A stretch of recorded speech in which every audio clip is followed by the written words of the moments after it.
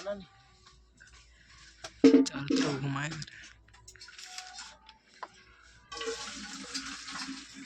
जब इसमें दिया हुआ ए और बी के किन मानों के लिए जो है समीकरण दिया हुआ है 1 और 2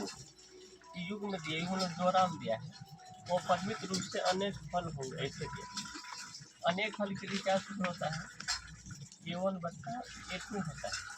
और बराबर में होता है b1 बट्टा b2 और बराबर में होता है c1 बट्टा c2। जब अनेक फल होता है वो परिमित रूप से बोल दिया है तब हमें a का मान क्या होगा और b का मान क्या होगा ऐसा बोलते। अब ध्यान देखेंगे जो x का गुणांक होता है वो क्या होता है a1 होता है। x का गुणांक ऊपर में क्या दिया है 2 दिया।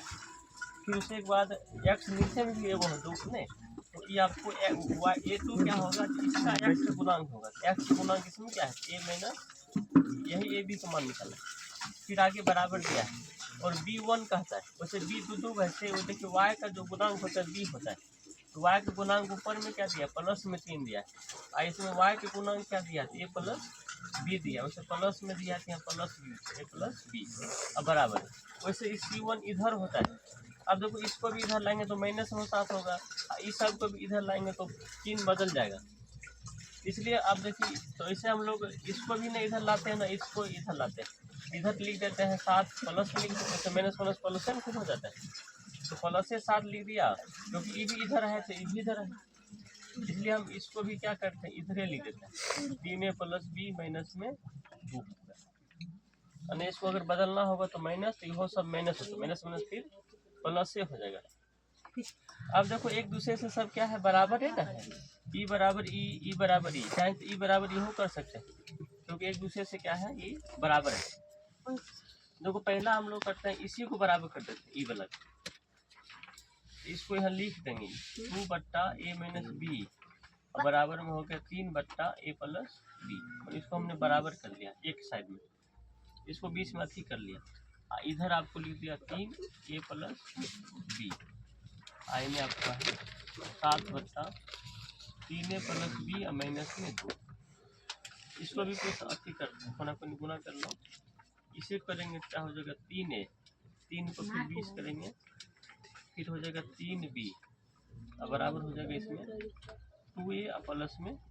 2। अब यहाँ देखिए 3a आई क्या है प्लस में है इधर तो माइनस में चाहे तो यहाँ ये भी समीकरण हो सकता है इसलिए डायरेक्ट हम उधर ही ले जाते हैं प्रतिस्थापन विधि द्वारा 2 भी इधर दे रहा है वो माइनस में है 3b इधर आएगा तो प्लस में हो जाएगा 3b 3 में 2a चल गया तो एक हो जाएगा आइने हो जाएगा 3 2 5 दोनों की जो समीकरण लिख सकते 1 मान लो 1 में उसको छोड़ दिया ये बराबर क्या आ गया 5 भी आया। अब इसको थोड़ा हल इसको भी करते हैं इसको तो हल करो चाहे इसको गुना कर दो चाहे इसको गुना कर इसी गुना करते हैं 3 तिया 9a और 3 को फिर 20 करेंगे तो 3b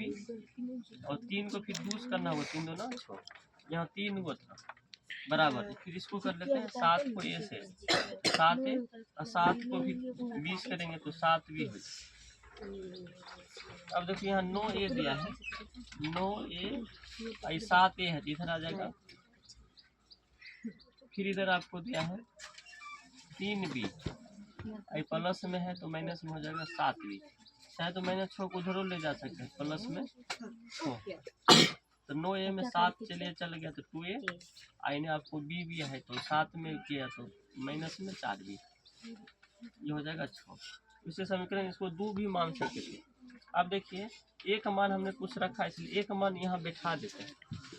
नहीं यहाँ देखिए एक मान हमको क्या माने इसमें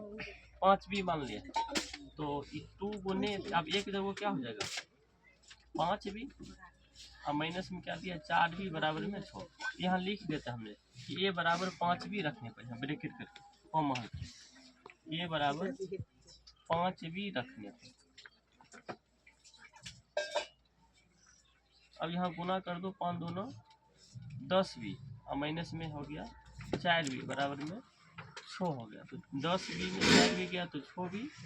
बराबर में 1 हो गया फिर b बराबर हो गया नहीं 6 ना है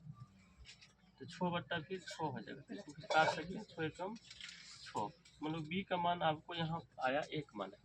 अब हमें b 1 मान भी चाहिए तो b का मान हम समीकरण वन में रख देते हैं, यहाँ लिख देते हैं कि बी का मान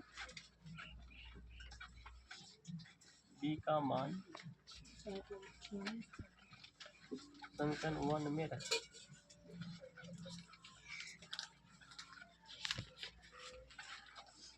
समीकरण 1 दिया है, ए बराबर 5 भी दिया है, ए बराबर 5 भी, ए बराबर 5 बी, बी का मान क्या है 1 है, 1 ए का मान हो गया आपका 5 और बी का मान आ गया आपका 1, यही इसका आंसर है।